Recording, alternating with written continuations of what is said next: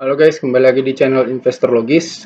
Kali ini saya akan membahas sebuah perusahaan, sebuah saham yang harganya lagi turun terus nih kelihatannya. Nah, dalam 1 minggu terakhir aja dia sudah turun 10,38%. Saham yang mau saya bahas kali ini adalah saham GGRM atau Gudang Garam Tbk.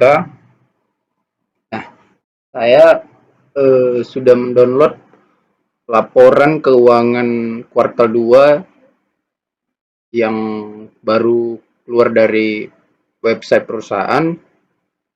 Sekarang kita analisa dulu secara satu bulan terakhir turun 7,87%. Kalau 3 bulan terakhir turun 9,2%. Year to date sudah naik 41% dari harga bulan Januari kemarin ya. Nah, kalau kalian beli sahamnya di awal tahun kemarin, kalian sudah untung 41% di harga hari ini. Tapi di 1 minggu terakhir ini dia sudah turun 10%-an ya. Oke, langsung aja kita analisa. Kalau di order booknya di sini kita lihat yang beli ngebit lebih banyak daripada yang over ya. Kita lihat valuasinya, PE ratio-nya ada di 9,5 dan price to book value-nya di 0,8. Cukup lumayan ya, tapi masih di bawah harga wajar. Oke. Value per share-nya diperkirakan di 30.500. Harga hari ini 25.400. Artinya ada diskon sekitar 5 ribuan dari harga wajarnya ya. Selisih antara harga saat ini dengan harga wajarnya. Earning per share-nya 2.600. Oke. Debt to equity ratio 0,2. Utangnya 20% dari modal. Oke. Dividen yield-nya 4,71%. Ini turun ini dividennya. Tahun sebelumnya tahun 2021 yang dibagikan. 2022 9%, 9,8% lah dividennya. Jadi turun setengahnya dividen yield-nya. Oke, ini harga terendahnya di awal tahun 16.500 dan harga tertingginya sempat nyentuh 30.050. Oke. Nah, sejujurnya saya sudah pegang saham Gudang Garam ini dari awal tahun. Saya beli waktu itu di harga 18.000 dan saya jual di harga 29.500. Waktu itu lagi naik sahamnya itu, di jam-jam 3 sore di tanggal berapa saya lupa itu. Saya juga terkejut waktu itu lihat harga sahamnya naik ke 30.000 dan target price saja itu, target jual saya juga, saya mau jualnya di 30.000 karena waktu itu harga wajarnya saya hitung di 30.000. Waktu harganya di 29.500 saya pikir ya udahlah saya jual aja. Takutnya nanti turun lagi kan, udah balik juga ke harga wajarnya. Saya jual waktu itu. Rupanya memang turun-turun lagi dia semenjak hari itu. Itu saya jual sekitar bulan berapa ya? Bulan Mei kayak enggak, kalau nggak salah saya. Iya, bulan Mei. Oke. Cuman saya mau masih analisa karena saya masih penasaran kenapa harga sahamnya turun dan masih dijual di bawah harga wajar sementara laporan keuangannya sudah membaik, sudah membagus. Laporan keuangan kuartal 2 yang terbaru ini labanya meningkat drastis. Kenapa dia turun gitu kan? Padahal harusnya harga sahamnya naik gitu. Nah, kita lihat di sini dari segi finansialnya, kita lihat tahunan. Pendapatannya terakhir kali tahun 2022 124,6 triliun. Oke. Laba bersihnya ada di 2,8 triliun. Jumlah laba komprehensif 2,8 triliun. Kalau kita bandingkan dari tahun-tahun sebelumnya memang turun drastis ya. Inilah karena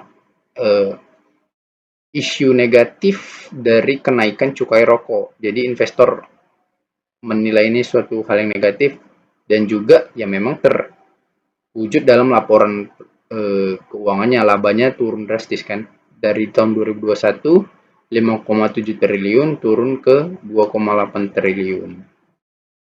Turun drastis dia. Semenjak 2019 labanya turun terus nih dari 10,8 triliun tahun 2019 turun jadi 7,5, jadi 5,7, 2,8, turun terus labanya. Belum membaik. Kalau labanya mulai membaik pada tahun 2023, saya pikir dia akan kembali ke, ada potensi untuk kembali ke harga wajarnya di 32 ribuan, saya pikir ya. Oke, ROE-nya ini kan jatuh kali nih ROE-nya, jadi 4,8%, turun dari 13% ya. Jadi ya gimana pun pasti harga sahamnya turun gitu. Oke, kita lihat dari sisi kita lihat asetnya dulu bentar ya. Kasnya di 2022 terakhir kali ada 4,4 triliun, persediaan 47 triliun, aset lancar 55 triliun, oke, aset tidak lancar 33, total aset 88 triliun, 88,5, liabilitas 30 triliun, masih jauh sekali ya, aset dan liabilitas, ekuitas di 57 triliun. Saham beredar sekitar 2 miliar, oke, ini sebetulnya nggak sampai 2 miliar ini, 1,9 sekian lah, tapi mungkin dibulatkan 2 miliar. Ekuitas 57,8, oke. Price to book value 6,6. Nah, jadi pada PBV tahun dari mulai 2021, 2022 itu memang udah jatuh kali ya. Kita lihat di sini rata-rata PBV dari gudang garam ini nggak pernah di bawah 1, apalagi 1 pun belum pernah, apalagi 2. Satu pun belum pernah, apalagi di bawah 1. Semenjak 2011 nih, 4, 2, 3 PBV-nya kan. 2, 3, paling rendah di 2. Nah, ini udah 0,6. Berarti PBV-nya udah jatuh ya. Ada saat memang dimana perusahaan besar itu mulai murah dan rontok, harga sahamnya kembali ke harga wajarnya lagi gitu. Sama kayak Unilever kan. Berapa harga saham Unilever dulu? Lihat sekarang harganya berapa. Oke, kalau kita lihat secara profil, tahulah ya, gudang garam ini bisnisnya bisnis rokok, jual rokok, dan produk rokok yang paling terkenal itu rokok Surya. Gitu. Gudang garam adalah perusahaan rokok terkemuka yang identik dengan Indonesia, merupakan salah satu pedagang rempah di dunia dengan total penduduk 290 juta. Indonesia merupakan pusat yang signifikan, 66% lelaki dewasa adalah perokok. Oke. Pemegang sahamnya masih sama, dikendalikan oleh PT Surya Duta Investama, dan ini yang mengendalikan keluarga Wonowijojo masih ya. Kalau kita lihat ini, PT Surya Duta Investama ini, PT Surya Mitra Kusuma juga masih mereka, keluarga Wonowijojo. Presiden direkturnya Pak Susilo Wonowijojo, oke. Presiden komisarisnya Juni Setiawati Wonowijojo. Jadi mereka ini berdua kakak adik ya, kalau kalian cari tahu. Adik, oke. Kita lihat corp action, kita lihat dividen. Nah, gudang garam ini rutin bagi dividen. 2009, 2010 mereka bagi dividen 1 kali tiap tahun, dan dividennya lumayan besar ya. Apalagi dari semenjak 2016 ini, 2016 2.600 dividennya. Bayangkan 2016. 17, 18, 19 konsisten. 2020 mereka nggak bagi dividen, mungkin karena ada Covid, mereka tahan laba. 2021 bagi dividen, 2022 mulai turun. Nah, di situ mulai turun harga. Semenjak 2020 mulai turun harga saham gudang garam ini. 2021, 2022, selanjutnya sampai sekarang ya, masih turun. Dan dividennya terakhir kali di Juli 2023 1.200. Turun hampir 100% ya, dari turun kisaran ya hampir 100% lah, 2.200 ke 1.200 kan. Oke, selanjutnya kita analisa laporan keuangannya. Di sini saya sudah mendownload laporan keuangan kuartal 2 gudang garam yang diterbitkan perusahaan. Oke.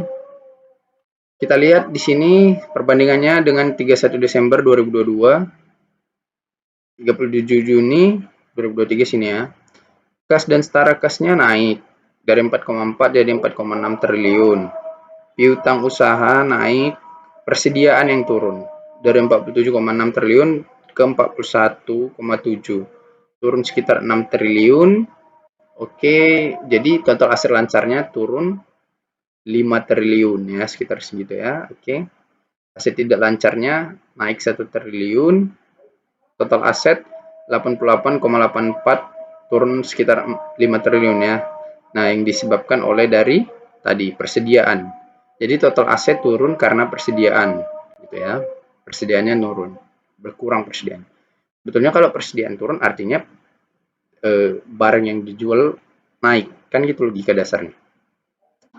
Kita lihat di sini liabilitasnya atau utangnya turun cukup drastis dari 29 triliun jadi 24. Penurunan di signifikan di sini. Utang cukai, PPN dan pajak rokok. Sebelumnya 16,2 triliun jadi 7,5 triliun. Turun hampir setengahnya ya.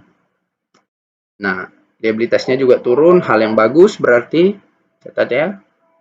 Oke, total liabilitas secara keseluruhan turun 4 triliun dari sebelumnya 30 jadi 26 triliun. Ekuitasnya turun ya sekitar 1 triliun ya, dari 57 total ekuitasnya naik justru dari 57 jadi 58 triliun, naik 1 triliun. Oke, ekuitas naik, liabilitas turun, aset lancar turun sedikit karena persediaan turun, diasumsikan barang laku terjual. Kan gitu. Artinya positif neracanya kan. Kita lihat laba ruginya. Dari sisi pendapatan, total pendapatan 2022 30 Juni 61 triliun, 2023 55,8 triliun. Turun ya. Turun hampir sekitar 6 triliun. Nah, ini mungkin yang dipandang investor cukup negatif ya. Saya juga kurang paham karena kalau kita cek lagi laba brutonya naik, ya kan? Laba usahanya naik dari 1,3 triliun ke 4,5 triliun loh. 1,3 triliun tahun 2022 naik jadi 4,5 triliun. Itu kan peningkatan 100% lebih. Drastis kan? Berarti dia menunjukkan adanya pemulihan. Oke, laba secara komprehensif, total penghasilan komprehensif ini kan 956 miliar jadi 3,2 triliun. Itu naik hampir 100% lebih. 100% lebih ya. Positif, sampai di situ positif, laba rugi positif, neraca positif. Oke. Laba per saham dari 497 naik jadi 1.700, naik drastis. Positif laba per saham. Oke. Nah, jadi yang selanjutnya di bawah ini kita baca sendiri-sendiri aja. Jadi menurut saya laporan posisi keuangan dari GGRM ini pada tahun 2023 mengalami peningkatan dan suatu bentuk hal yang positif. Kenapa harga sahamnya turun? Saya kurang paham juga ya kenapa. Karena mungkin ada isu cukai rokok bakal naik lagi, nggak mungkin sih. Katanya cukai rokok itu kan sampai 2025 ya kalau nggak salah. Tetapkan segitu. Mungkin karena pendapatannya turun ya cukup drastis ya. Tapi kan laba bersihnya naik. Ya kan? Lucu juga kadang. Saya juga kurang paham kenapa, mungkin ada kawan-kawan yang paham kenapa harga sahamnya turun, tapi biasa harga saham turun itu kan naik turun fluktuatif biasa. Maksud saya kenapa sampai cukup drastis dalam 1 minggu terakhir 10% dan berturut-turut gitu. Mungkin ada teman-teman dengar isu yang lain tentang gudang garam, bisa di-share di kolom komentar. Tapi menurut pendapat saya pribadi, saham gudang garam ini masih sangat bagus, kinerjanya bagus, produknya terjual laku di pasaran, kita bisa lihat, kita main kemana-mana, rokok surya, puntung rokok surya itu masih banyak di mana-mana, kita bisa cek itu, menandakan produknya masih diminati masyarakat, teman-teman saya pun masih banyak merokok surya walaupun harganya udah naik. Ya, mungkin saham gudang garam sedang menyesuaikan kembali ke harga wajarnya dulu ya kan. Dan produknya masih laku, saya kira laba naik, ya bagi dividen rutin tiap tahun nggak ada yang salah sih. Cuman ya mungkin fluktuatif harga aja dan juga mungkin isu ekonomi makro atau mikro tentang rokok, kebijakan tentang rokok mungkin. Ya udah, saya pikir segitu dulu analisa saya dari saham Gudang Garam. Semoga bermanfaat untuk kalian yang pegang sahamnya. Kalau menurut saya kalau ada yang beli di harga 30 ribuan, ya tahan aja nggak apa-apa sih.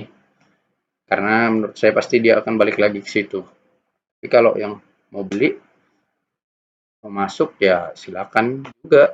Karena di bawah harga wajarnya dia dijual. Saya udah pernah beli karena udah pernah take profit, jadi saya males invest lagi balik lagi kan. Kecuali dia balik lagi di bawah 20 ribuan, saya mau juga nih. Oke, demikian yang bisa saya sampaikan. Semoga bermanfaat dan terima kasih.